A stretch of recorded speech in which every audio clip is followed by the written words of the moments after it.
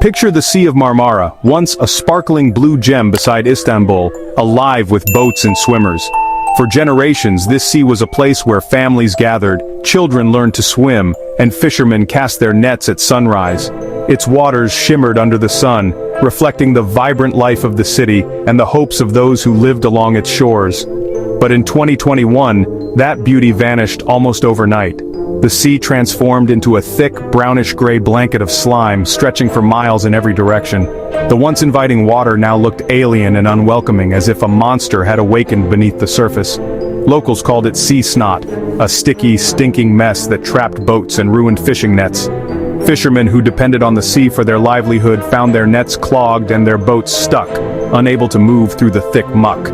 The coastline, once a playground, became a no-go zone, the air heavy with a foul stench. Beaches emptied and the joyful sounds of summer were replaced by silence and concern. Underwater, divers found reefs and sea life smothered in mucus, the ecosystem suffocating beneath the slime.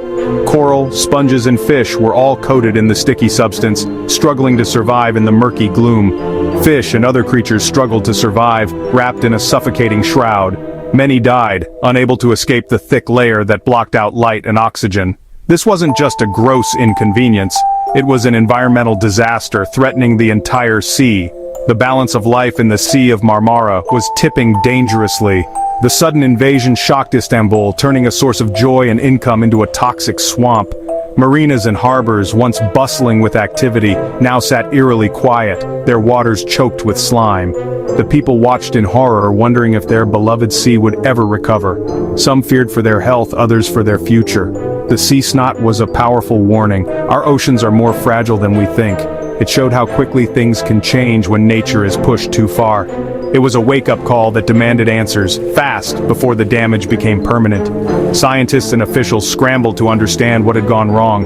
The mystery of the slime monster had to be solved to save the Sea of Marmara. Researchers worked day and night, testing water samples and searching for solutions. What caused this disaster? And could it happen again? Was it pollution, climate change, or something else entirely? The story of the sea snot is a lesson for us all. It's a stark reminder that our actions have consequences and that nature's balance is delicate. It's a reminder that even the most beautiful places can be pushed to the brink. The Sea of Marmara's crisis could happen anywhere if we're not careful. The fight to save the sea had just begun. The world was watching, hoping that the lessons learned here would help protect other oceans before it's too late. So, what exactly is sea snot, and why has it become such a big deal in recent years? Despite its alien appearance, sea snot isn't some mysterious extraterrestrial slime. It's a natural phenomenon, but one that's spiraled out of control due to human activity. Sea snot, also known as marine mucilage, is produced by phytoplankton, microscopic algae that are usually vital for a healthy ocean ecosystem. These tiny organisms form the base of the marine food web, supporting countless sea creatures. But when pollution, especially from untreated sewage and agricultural runoff, floods into the sea, these algae get overloaded with nutrients. This causes them to multiply rapidly, leading to massive algal blooms that the ecosystem can't handle. Rising sea temperatures driven by climate change make things even worse. Warm water acts like a greenhouse, accelerating the growth of these blooms, especially in semi-enclosed seas like the Marmara. When the water is calm and still, the algae clump together more easily. Under environmental stress, they start to secrete a sticky, mucus-like substance as a defense mechanism. This gooey mucus traps not just dead algae, but also bacteria, microplastics, and all sorts of debris, growing into thick floating sheets that can cover vast areas. The result? A suffocating sticky blanket that can stretch for miles, blocking sunlight, choking marine life, and devastating coastlines and local economies.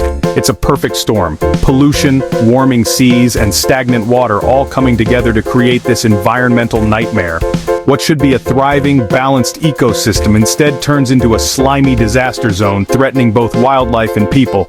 Sea snot is more than just a nuisance. It's a warning sign that when we overload nature, it pushes back in dramatic ways. The real monster isn't lurking in the deep. It's the result of our own pollution and neglect, coming back to haunt us. And this isn't just Turkey's problem. Sea snot is spreading across the Mediterranean, threatening marine life and coastal communities in many countries. The sea snot invasion hit Istanbul hard, arriving almost overnight and spreading with alarming speed across the city's beloved shores. It turned daily life upside down, leaving residents in shock as their routines were disrupted and their favorite places became unrecognizable. The Sea of Marmara, once the city's pride and a gathering place for generations, became a symbol of crisis and uncertainty. Fishermen found their nets clogged and their catch unsellable, threatening livelihoods passed down for generations and putting entire families at risk. Tourism collapsed, beaches closed, boat tours canceled, and seaside restaurants emptied, leaving business owners desperate and workers without jobs. The stench and sight of slime drove people away, crippling the local economy and making once bustling neighborhoods eerily quiet. The psychological toll was just as severe. Residents felt a deep sense of loss and anxiety, unsure if their city would ever recover. The sea, once a source of joy, identity, and community, now looked sick and alien, leaving people feeling disconnected from their home. The crisis exposed how quickly environmental problems can disrupt entire communities, affecting every aspect of life from work to leisure. It wasn't just about lost income, it was about losing a way of life, a connection to the sea that defined Istanbul for centuries. The question on everyone's mind, could this nightmare become permanent, or was there still hope for recovery? The sea snot was more than a mess. It was a warning that no city is immune to the consequences of environmental neglect and climate change. Istanbul's heart was under siege, and the world was watching to see if the city could reclaim its treasured sea. The real devastation happened below the surface. Sea snot blocked sunlight, killing seagrass and corals that formed the base of the marine food web. Smothered by slime, these habitats withered, leaving countless creatures without food or shelter. Filter feeders like sponges and sea squirts suffocated, their feeding systems clogged. As the slime decomposed, bacteria consumed oxygen, creating vast dead zones where little could survive. Fish and crabs tried to escape, but many perished in the oxygen-starved water. The collapse rippled up the food chain, affecting larger fish, marine mammals, and seabirds. The once thriving seafloor became a graveyard. The ecosystem's collapse was swift and brutal, a stark reminder of how fragile marine life can be. Recovery could take decades, if it happens at all. The sea snot disaster was a warning from the deep. The real cause of the sea snot monster? Us. Decades of pollution, untreated sewage, industrial waste, and farm runoff poured nutrients into the Sea of Marmara. These nutrients fueled explosive algal blooms, overwhelming the sea's natural balance. Climate change made things worse, warming the water and creating perfect conditions for phytoplankton to thrive. The Sea of Marmara's unique structure, layered waters that don't mix, trapped pollution and heat, making the problem even worse. We took a vulnerable ecosystem and pushed it over the edge. The sea snot wasn't a freak event, it was the result of years of neglect. Our actions, local and global, set the stage for disaster. The lesson is clear: when we ignore nature's limits, we create monsters. The Sea of Marmara paid the price, but it's not too late to change. Faced with disaster, Turkey launched its largest ever maritime cleanup. Fleets of boats skimmed the slime from the surface, working around the clock. Harbors and coastlines slowly cleared, and some fishermen returned to work. The government promised tougher pollution controls and upgrades to wastewater treatment. But cleaning the surface was just a temporary fix. The real challenge is stopping pollution at its source and tackling climate change. Building new treatment plants and changing habits takes time and commitment. Scientists warned that the sea would remain vulnerable for years. The fight against sea snot is a marathon, not a sprint.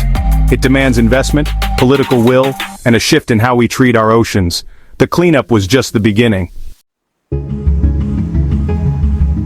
The Sea of Marmara's crisis is a warning to the world. The same recipe, pollution, warming, and calm seas, exists in coastal regions everywhere. From the Gulf of Mexico to the Baltic Sea, algal blooms are becoming more common and severe. Sea snot could strike anywhere if we don't act. The solution is global: cut carbon emissions, improve waste management, and protect our oceans. Every country, every community has a role to play. Even small actions, reducing plastic, supporting ocean protection, spreading awareness, make a difference. The ocean connects us all. Pollution in one place can affect life everywhere. The sea snot monster is a human creation and only we can defeat it. The future of our blue planet depends on what we do next. Let's learn from Marmara's warning. The time to act is now.